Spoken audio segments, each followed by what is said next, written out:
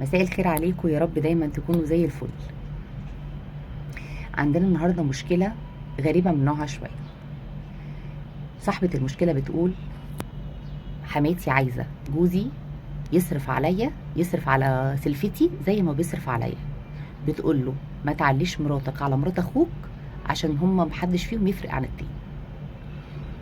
بتقول: انا جوزي مسافر، والحمد لله الحاله متيسره الماديه تمام وربنا كرمه، وانا معايا 4 اولاد. بس احنا مش متجوزين في بيت عيله، احنا متجوزين قريب من مامته جدا. حماتي عندها ولدين، وقررت وقرروا يعني واحنا بنتجوز ان كل واحد فيهم ياخد شقه في نفس المربع بتاع مامته.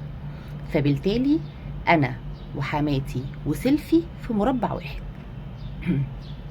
انا ست من يوم ما اتجوزت جوزي وهو دايما بيسافر، معايا 4 اولاد، فبالطبيعي ان هو ربنا فتحها عليه، فطبيعي جدا ان هو يدلع ولاده ومراته ويصرف عليهم ويعوضوا عن غربته. بمعنى ايه؟ بمعنى ان هو مثلا لما بيجي مثلا اجازه بياخدنا يخرجنا ويفسحنا، وهو نازل بيشتري لنا هدايا وحاجات، بيجيب لنا بيحدث لنا دايما تليفوناتنا. انا بالناس اللي بحب جدا اجدد في بيتي، مش بجدد عفش، لا انا بجدد ديكورات. يعني بحب مثلا اجيب حاجات صغيره كده ازين بيها الشقه، اجيب ديكور جديد، الحاجات دي. لحد هنا وكويس. المشكله بقى عند مين؟ المشكله في سلفتي تدخل عندي البيت، تشوف مثلا ولادي التليفونات اللي جات لهم، تشوف الحاجه اللي احنا جددناها، تروح رايحه من عندي على حماتي وتقعد تشتكي لها وتتخانق مع جوزها وتقول له: اشمعنى اخوك بيجيب وانت لا؟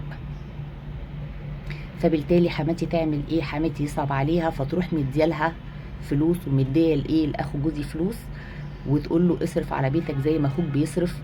بس المشكله مش هنا، انا بالنسبه لي كل ده ما يفرقش معايا. انا اللي يفرق معايا انها في الاخر بتتصل بجوزي وبتزعق معاه وبتزعل منه وبتقول له: لازم تبعت لاخوك كل شهر فلوس يصرف على اولاده ويصرف على مراته زي ما انت بتصرف على بيتك. اصرف على بيت اخوك زي ما بتصرف على بيتك، واصرف على مرات اخوك عشان مرات اخوك ومراتك الاتنين زي بعض، ما تفرقش بين حد فيهم. طبعا جوزي رفض وقال: ازاي يعني انا هبقى متغرب وعايش في غربه وابعت في الاخر فلوس لولاد اخويا اللي قاعد في وسط ولاده واللي نايم على السرير؟ معلش يعني، ما هو محدش ده رايي انا الشخصي بصراحه. انا ما اشتغلش ويطلع عيني واتغرب وابعد عن بيتي، واحد تاني نايم في بيته في وسط ولاده، في الاخر انا اللي اصرف عليه. وبعدين معلش يعني، الاحترامي للام اللي بتفضل وبتقول الكلام ده، انا عايزه اقول لك الاتنين رجاله، ده راجل وده راجل، ده قادر يشتغل وده قادر يشتغل، وبعدين دي ارزاق وربنا موزعها. المهم عشان ما اطولش عليكم، الست بتقول ان حماتها عامله مشكله كبيره جدا مع جوزها الفتره دي، وبتقول له: اخوك لازم تبعت له فلوس ولازم تصرف على اولاده. اشمعنى اولادك انت يشيلوا تليفونات وولاده لا؟ اشمعنى مراتك تجيب ومرات اخوك لا؟ والكلام ده كله. وعايزه اقول لكم كمان على حاجه، ان انا حماتي كانت عندها ورث تمام، وجت توزعه، لما وزعته وزعت ادت لجوزي حاجات بسيطه وادت لاخوه كل حاجه، وقالت له: انت مش محتاج، انت بتسافر وبتجيب وربنا كرمك، لكن اخوك ظروفه على قده. للعلم انا سيلفي بيشتغل موظف، بس هو عيشته على قده، يعني مش ربنا فاتحها عليه ومش فقير، بس ربنا مديله اللي مكفي بيته واحتياجاته. بس انا عندي سلفتي كل ما بتدخل بيتي بتتجنن: انتي جبتي ايه ده امتى؟ انتي عملتي ده امتى؟ انا اخر مره كنت عندك ما كانش ده موجود. بحس انها لما بتدخل عندي بتجيب كل حاجه، وفي الاخر افوجئ ان جوزي بيكلمني بيقول لي ان والدتي بتتخانق، ان حماتي بتتخانق معاه وبتقول له حاجه من الاتنين: يا تصرف على بيت اخوك زي ما بتصرف على بيتك، لا اما لا انت ابني ولا نعرفك. فانا دلوقتي مش عارفه اعمل ايه. طبعا ده ما يرضيش ربنا ومحدش يقول كده، بس في نفس الوقت وجوزي رفض، جوزي رد على والدته ورفض. بس المشكله دلوقتي ان حماتي كرهاني وحطاني في دماغها انا وولادي، ومش عايزه تدخلني عندهم، وشايفه ان احنا ناس مفتريه واحنا افترينا عليهم. يعني ان جوزي رفض وقال: لا ده رزقي ورزق ولادي، ان هو كده بيفتري على مين؟ على اخوه وعلى بيت اخوه. هل ده يرضي ربنا؟ وهل ده ينفع ان ام تعمل كده مع ولادها؟ هو ما ينفعش وما يرضيش ربنا. بس في يعني هي كست ربنا يهديها ويصلح حالها، حسابها عند ربنا. مش هتقدري تقولي لها حاجه. غضبها شيء مش صح طبعا، هي ما عندهاش حق في غضبها، بس هي شيطانها راكبها وهي متخيله ان هي صح. ده اولا. ثانيا،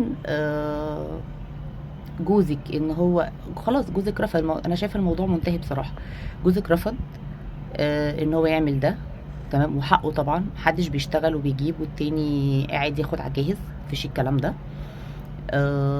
بس وده ما يرضيش ربنا، وكل واحد ليه بيته وليه رزقه وليه دنيته، قادر ان هو يتكفل بيها، لكن محدش يقول لحد اتكفل باللي مني. ومش موضوع انتي وسلفتك تفرقوا عن بعض، طب ما هما كاخين يفرقوا عن بعض، بس ربنا دي ارزاق ومحددها. وعلى فكره سلفك مش لازم لو خد خطوه السفر ان هو يسافر ان هو هيبقى زي جوزك، مش شرط. في حد في السفر بيسافر وربنا بيوفقه وبيفتح عليه، وفي حد تاني بيسافر بيقعد بره البلد سنين وبيرجع يا مولاي كما خلقتني. بس فربنا معاكي وربنا يهدي لك الحال ويصلح لك حالك. ما تروحيش بقى عند، او حاولي ما تحتكيش يعني بحماتك وباهل جوزك. تمام، وخاصة سلفتك حاولي على قد ما تقدري تبعدي عنها، لان الموضوع مش هيبقى الطف حاجة. ولو تقدري انك انتي ما تدخليهاش عندك بيتك كتير يكون احسن، لان مادام داخله بتبصلك في عيشتك وفي ولادك وفي حياتك كلها يبقى ملهاش لزوم. ابعدي عن اي حد ممكن يعمل لك مشكله او يعيشك في طاقه سلبيه، وبس كده. والله المستعان. يا جماعه لو حد عنده حل تاني للمشكله يقولوا. واسيبكم بكل خير، وكل سنه وانتم طيبين بمناسبه راس السنه الهجريه، والسلام عليكم ورحمه الله وبركاته.